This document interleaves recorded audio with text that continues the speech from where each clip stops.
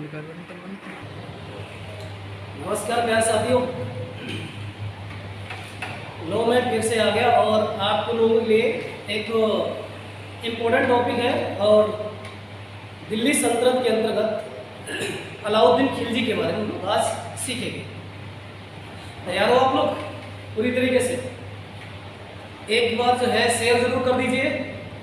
हाँ, एक बार शेयर जरूर करिए, ठीक है ना?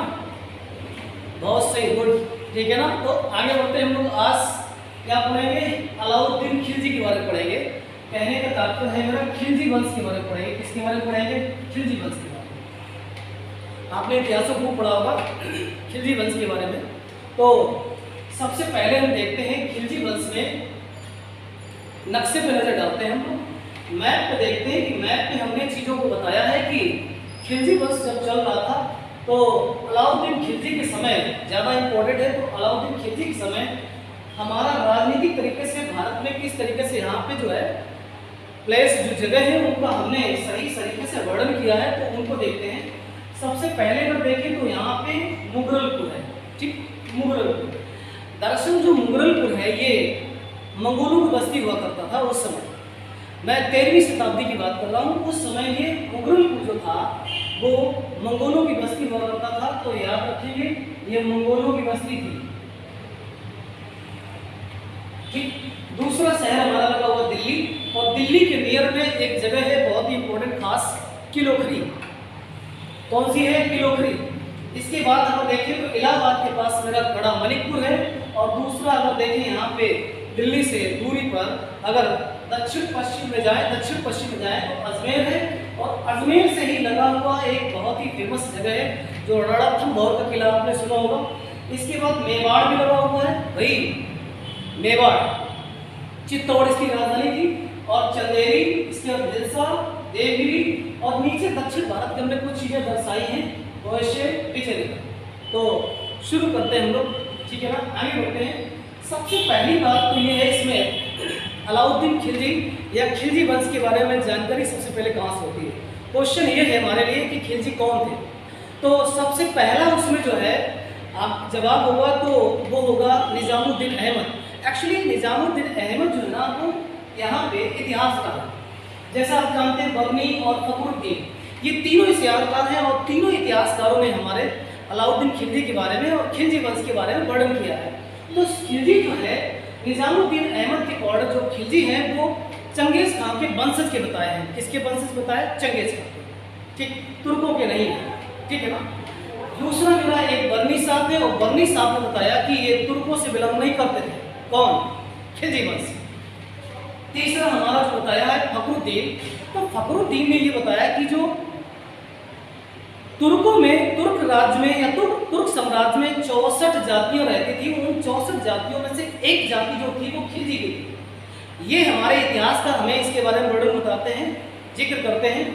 और दूसरा इंपॉर्टेंट हमारी तरफ से ये इंपॉर्टेंट है आपके लिए कि यहाँ पे देखिए जब खिलजी भारत आने से पूर्व कहाँ रहते थे, एक हमारे लिए भी क्वेश्चन है। तो खिलजी भारत आने से पूर्व अफगानिस्तान के एक क्षेत्र पड़ता है बेटा।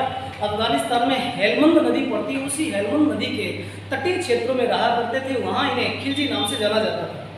और बाद में ये भारत में आए। कहाँ है? भारत में। भारत में आने पर इन्हें सबसे पहले जो है ये दिल्ली में पहुँचेंगे। और दिल्ली में इस समय आप जानते हो गुलाम वंश चलता था। कौन सा वंश चलता था? गुलाम वंश। वही गुलाम वंश जो यहाँ पे मोहम्मद गौरी के द्वारा इस्टेब्लिश किया गया था। कुतुबुद्दीन ऐबक ने गुलाम वंश की स्थापना करी। इसके बाद फिर आप जानते हो इल्तुतमिश आया, फिर बलबन आया। मतलब गुलाम वंश, गुलाम का गुलाम बलबन था। तो गुलाम वंश इसीलिए नाम पड़ा क्योंकि सारे के सारे उसमें से गुलामी हुआ करते थे। तो उसी में हम लोग जो है जानकारी ले रहे हैं। तो सबसे अंतिम जो शासक हुआ करता था गुलाम वंश का वो कैकुबाद या फिर क्यूमर्स या शमसुद्दीन क्यूमर्स था। तो ये दो यहाँ पे जो है गुलाम वंश के जो है लास्ट जो है यहाँ पे एम्परर थे, सुल्तान थे जो यहाँ पे वो दो ही हुआ करते थे। एक कैकुबाद था और एक मेरा शमसुद्दीन क्यूमर्स था। तो दोनों जो है गुलाम वंश के अंतिम शासक हुआ करते थे। तो गुलाम वंश के अंतिम शासकों में, ठीक है ना, कैकुबाद की माना जाता है इतिहास में कि जो जलालुद्दीन फिरोज खिलजी था, जलालुद्दीन फिरोज खिलजी, तो जलालुद्दीन फिरोज खिलजी जो था वो यहाँ पर जो है कैकुबाद की हत्या कर देता है। किसकी हत्या कर देता है? कैकुबाद की। तो जलालुद्दीन फिरोज खिलजी किसकी हत्या करता है? कैकुबाद की हत्या करता है। कैकुबाद की हत्या करने के बाद ये क्या करता है? 13 जून 1290 ईस्वी को किलोखरी को अपनी राजधानी बनाया। बेटा दिल्ली के पेरे में लगा हुआ है एक जगह है किलोखरी, काफी फेमस था इतिहास में, और किलोखरी को अपनी राजधानी बनाया। और किलोखरी की राजधानी बनाने के बाद इसने अपना राज्य विस्तार का काम शुरू कर दिया। लेकिन एक चीज हमें यह भी ध्यान रखना है कि जब किलोखरी को राजधानी बनाया उस समय दिल्ली में नहीं सत्ता स्थापित थी, क्योंकि दिल्ली के नियर में लगा हुआ किलोखरी, तो इसलिए ध्यान रखना आपको।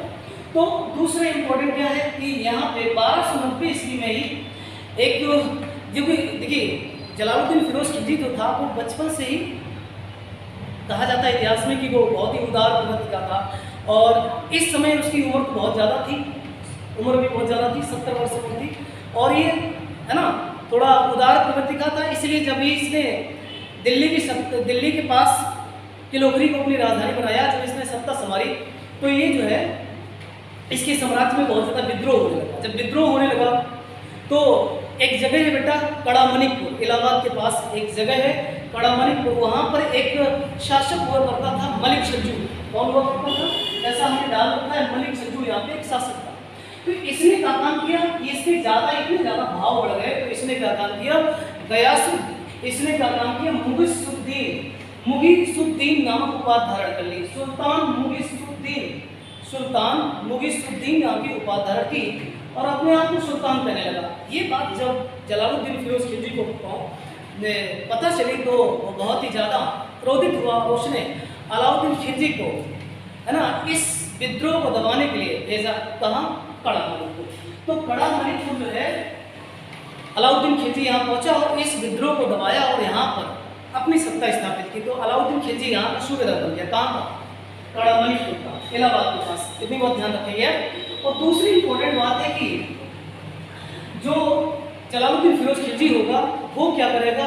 भारत में विस्तारवादी सोच बढ़ाएगा, और विस्तार करने के लिए वो रणथंभौर जो राजस्थान में वर्तमान काल में वहाँ पे आक्रमण करेगा, अभियान करेगा, लेकिन जीत नहीं पाएगा, इसको असफलता मिलेगी। फिर इसने दोबारा एक अटैक किया, ठीक है ना, दोबारा अटैक किया तो 1292 ईस्वी में। ये पड़ता है जगह है मंदौर एवं उज्जैन, लेकिन ये सफल ना था। की बात है 1292 ईस्वी की बात है, ठीक है ना। तीसरा जो हमारा अगला नेक्स्ट इंपॉर्टेंट पार्ट है वो है 1292 ईस्वी में। इसी समय जब जलालुद्दीन फिरोज खिलजी गद्दी में बैठा है तो इसी समय कुछ मंगोल आक्रमणों ने मंगोल जात थी, मंगोलिया की, तो वो खूंखार जात थी, जैसा कि हम जानते हैं कि बहुत ही लड़ाकू प्रवृत्ति के थे। तो इन्होंने भारत के पंजाब क्षेत्र पर अटैक किया। किसने? मंगोलों ने। मंगोलों ने आक्रमण किया तो इसमें एक व्यक्ति की चर्चा और आती है, वो व्यक्ति है मंगोलों का एक व्यक्ति है हलाकू, और उसका पौत्र था अब्दुल्ला। तो अब्दुल्ला ने भारत पर पंजाब क्षेत्र पर 1.5 लाख सिपाहियों के साथ अटैक कर दिया। 1.5 लाख सिपाहियों के साथ अटैक किया। तो यहाँ पर इस युद्ध को संभालने के लिए भेजा गया किसको? अलाउद्दीन खिलजी को। और अलाउद्दीन खिलजी ने इस युद्ध को बहुत हद तक रोका, ठीक है ना, काफी हद तक रोका। और बाद में क्या हुई? अलाउद्दीन खिलजी से इसकी संधि हो गई। किससे? अलाउद्दीन खिलजी की इनसे मंगोलों से क्या हो गई? संधि हो गई, इनसे समझौता हो गया। और उसमें चंगेजों का एक नाती था जिसका नाम था उल्गू। क्या नाम था? उल्गू। इसने कहा कि मैं यहीं रहूंगा। जब संधि हुई तो यहाँ रहने मजबूर हो गए और इन्होंने इस्लाम धर्म को अपना लिया, और 4000 लगभग इसके साथ लोग रहे, वो भी यहीं पे रहने लगे। तो जलालुद्दीन आगे चल के क्या हुआ? कालांतर में आगे जब समय बढ़ा तो जलालुद्दीन ने ही अपनी पुत्री की शादी इससे उल्गू से की। ये यहाँ पे एक इतिहास है। आगे बढ़ते हैं। फिर इसके बाद क्या हुआ? अलाउद्दीन खिलजी के बारे में थोड़ी सी जानकारी लेते हैं, क्योंकि जलालुद्दीन फिरोज खिलजी अभी सुल्तान है। उसी समय अलाउद्दीन खिलजी जो है ना बिना बताए हुए कड़ामणिकपुर से पलायन करता दक्षिण भारत। ये बात होती है 1292-93 में दक्षिण अभियान करता है और बिना बताए, क्योंकि उस देखिए अलाउद्दीन खिलजी है, इसका अगर थोड़ा सा इतिहास जाने तो अलाउद्दीन खिलजी का जन्म जो 1267-68 के आसपास हुआ, और इनके पिता का नाम शिहाबुद्दीन था, और ये बचपन से ही बहुत ही महत्वाकांक्षी और वीर योद्धा था। बचपन से ही बहुत ही वीर था, क्योंकि बहुत सारे ऐसे बचपन में ही कारनामा किया करता था जिससे इसे पता चलता है कि बहुत ही महत्वाकांक्षी और वीर भी था। इसके बचपन का नाम अली है और एक गुस्साब भी इसका नाम है इसका, अलाउद्दीन खिलजी का। अलाउद्दीन खिलजी ने चुन रखा था कि दक्षिण भारत में बहुत अपार सोना है तो उसको लूटा जाए, तो इसने प्लान बनाया। तो दक्षिण भारत को आप जानते हो इसने अटैक किया 1292-93 के आसपास, और इसने हिल्सा और चंदेरी और देवगिरी को लूट लिया। देखिए देवगिरी जो वाला जो कर्नाटक में है ये बहुत ही इंपॉर्टेंट है, क्योंकि देवगिरी का एक राजा हुआ करता था रामचंद्र। रामचंद्र ने ही यहाँ पे सरेंडर कर दिया अलाउद्दीन खिलजी को, है ना। जैसे ही इस क्षेत्र में देखा, जानकारी मिली तो उसने सरेंडर कर दिया। यहाँ से अपार धन, सोना चांदी, बहुत सारा जेवरात यहाँ पे इसने लूटा अलाउद्दीन खिलजी ने। और अलाउद्दीन खिलजी ने लूट कर जब वापस हुआ 1294 ईस्वी के आसपास जब वापस हुआ तो ये जानकारी मिली किसे, जलालुद्दीन फिरोज खिलजी। जो जलालुद्दीन फिरोज खिलजी जो था वो अलाउद्दीन खिलजी का चाचा था, ठीक है ना।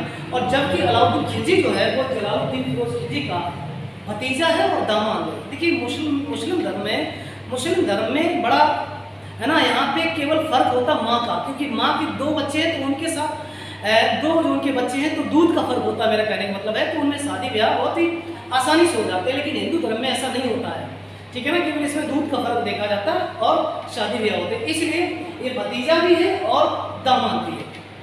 आप समझ गए होंगे मेरी बात, मैं क्या कहता हूँ, ठीक है ना, कहना चाह रहा हूँ। तो यहाँ पे 1294 ईस्वी में जब वापस होता है तो उस समय जलालुद्दीन फिरोज खिलजी दिल्ली से अपने भतीजे को मिलने जाता है।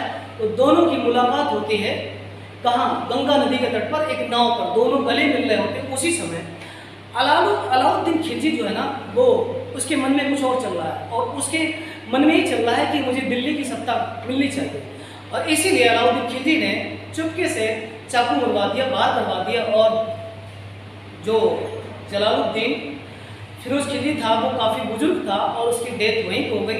जब उसकी डेथ हो गई तो फिर अलाउद्दीन खिलजी ने दिल्ली की तरफ कूच किया। लेकिन उससे पहले एक कहानी ये भी है कि जब दिल्ली पहुंचने से पहले यहाँ पर जो जलालुद्दीन फिरोज खिलजी है उसका जो बेटा है रुकनुद्दीन, वो दिल्ली पर सत्ता हासिल कर लेता, क्योंकि उसे पता चलता है कि मेरे पिता की हत्या कर दी गई। तो उसने जो है दिल्ली पर अपने आप को सुल्तान घोषित कर दिया। तो लगभग 2 साल इस तरीके से प्रयासरत रहा अलाउद्दीन खिलजी, और उसने अपार धन से जो लूटा हुआ था दिल्ली के जो अमीर वर्ग थे उन लोगों को खरीद लिया था।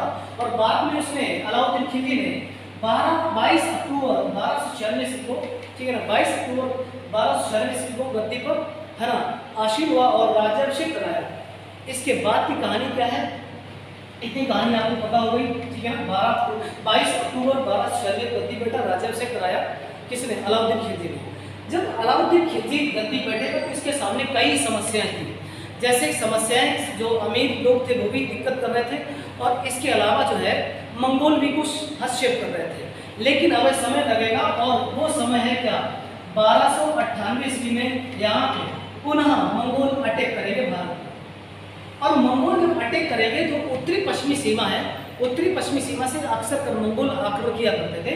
तो उत्तरी पश्चिमी सीमा से यहाँ पे अटैक करेंगे और मंगोल दिल्ली तक पहुँच जाएंगे। इसी समय अलाउद्दीन खिलजी ने बहुत ही जबरदस्त तरीके से सामना किया मंगोलों का, और मंगोलों का सामना करते हुए इसमें इसका जो एक प्रसिद्ध सेना नायक था जफर खां, वो मारा जाएगा।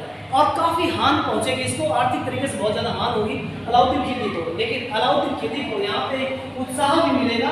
अलाउद्दीन खिलजी को 1297 में क्यों मिलेगा, उसका ये कारण कि इतनी बड़ी शक्ति जो मंगोलों की थी उसको जो है हराने के बाद जो है अलाउद्दीन खिलजी ने उसके अंदर उत्साह भी आया, ठीक है ना। तो उसने क्या काम किया, अपने आप को एक उपाधि धारण कर ली थी, सिकंदर सानी या सिकंदर द्वितीय की उपाधि। आप समझते होंगे सिकंदर एक ही महान रहा है पूरे इतिहास में। तो इसने सिकंदर की जो है उपाधि धारण की, सिकंदर द्वितीय या सिकंदर सानी की उपाधि धारण की। और इसके बाद इसने एक इच्छा जाहिर की अपने काजी से, बोला कि मैं विश्व विजेता बनना चाहता हूँ, एक नया धर्म चलाना चाहता हूँ। तो फिर जो है इसके काजी ने इसको सलाह दी कि सर आप जो है धर्म नहीं चला सकते, क्योंकि धर्म कोई पैगंबर ही चलाता है। कहने का तात्पर्य है धर्म वही चला सकता है जिसपे ईश्वर की कृपा हो, पैगंबर ही चला सकता है। इसलिए आप ये अपनी इच्छा छोड़ दीजिए और आप जो है उत्तर भारत और दक्षिण भारत को विजय करिए। इसलिए क्योंकि एक और सबसे बड़ी वजह बताई उसने, काजी ने ये भी बताया कि सिकंदर पास एक महान है ना मंत्री था, एक बहुत ही विद्वान मंत्री था अरस्तु। आप पास कोई ऐसा है ना मंत्री नहीं, इसलिए आप अपनी इच्छा ये त्याग दीजिए और आप जो है विस्तारवादी सोच को आगे बढ़ाइए। इसलिए यहाँ पे जो है अलाउद्दीन खिलजी ने अपनी इस महत्वाकांक्षा को त्याग दिया और फिर इसके बाद विस्तारवादी सोच शुरू कर दी। तो उसने सबसे पहला जो विस्तारवादी यहाँ पे कार्य किया है अलाउद्दीन खिलजी ने, वो 1299 में, आपको पता है कि 1299 में अलाउद्दीन खिलजी ने जो है गुजरात अभियान किया। और गुजरात अभियान में ठीक है ना, राजा कर्णदेव हुआ करता था, उसको बुरी तरीके से पराजित किया और गुजरात के राजा कर्णदेव को पराजित करने के बाद मुल्तान को भी अपने हाथ हासिल कर लिया। इसके बाद 1301 ईस्वी के आसपास रणथंभौर पर अटैक किया और रणथंभौर पर हमीरदेव यहाँ के राजा थे, उनसे है ना मुकाबला किया। एक लंबी लड़ाई चली जो 1301 ईस्वी में यहाँ पे जो है रणथंभौर को भी जीत लिया। ठीक है ना। तो आज का हमने क्या सीखा, क्या जाना, एक बार रिकॉल करते हैं। क्या क्या हमने जाना, हमने देखा कि यहाँ पे मुगलों की जो बस्ती थी, मंगोलों बस्ती थी, किलोखरी जो है दिल्ली के निकट में था। ठीक है ना। तो दिल्ली के निकट किलोखरी को ही जलालुद्दीन फिरोज खिलजी ने अपनी राजधानी बनाया। फिर इसके बाद कड़ा मणिपुर में जो है मलिक छज्जू हुआ करता था, उसने यहाँ पर कुछ सुल्तान जैसी उपाधियां धारण कर ली थी। और इसके बाद यहाँ पे जलालुद्दीन फिरोज खिलजी ने अलाउद्दीन खिलजी को यहाँ पे अभियान भेजा और उसको पराजित किया। अलाउद्दीन खिलजी वहाँ का सूबेदार बन गया कड़ा मणिपुर के। इसके बाद क्या मैंने देखा कि यहाँ पे यहाँ पे जो है 1290 में कड़ा मणिपुर में मलिक छज्जू को जो है हटाने के बाद 1291 में रणथंभौर पर अभियान किया जो सफल रहा। जलालुद्दीन फिरोज खिलजी का 1292 बड़ा मंडौर एवं झाइल पर किया, वो सफल रहा। 1292 मंगोल आक्रमण हुआ है ना। इसके बाद जो है यहाँ पे कुछ कॉलोनियां बना रखी थी, इस्लाम धर्म अपना लिया मंगोलों ने। फिर इसके बाद अलाउद्दीन फिरोज खिलजी ने अपनी बेटी खुद शादी की उर्दू से। ये इसके बारे में फिर अलाउद्दीन खिलजी के बारे में दक्षिण भारत अभियान, ठीक है ना, गद्दी पर राज्याभिषेक करवाया। इस तरीके से यहाँ पे ये रहा। ठीक है ना। तो मैं आशा करता हूँ कि आपको जो है अलाउद्दीन खिलजी के बारे में, खिलजी वंश के बारे में सही जानकारी मिल गई होगी। थैंक यू, नमस्कार साथियों।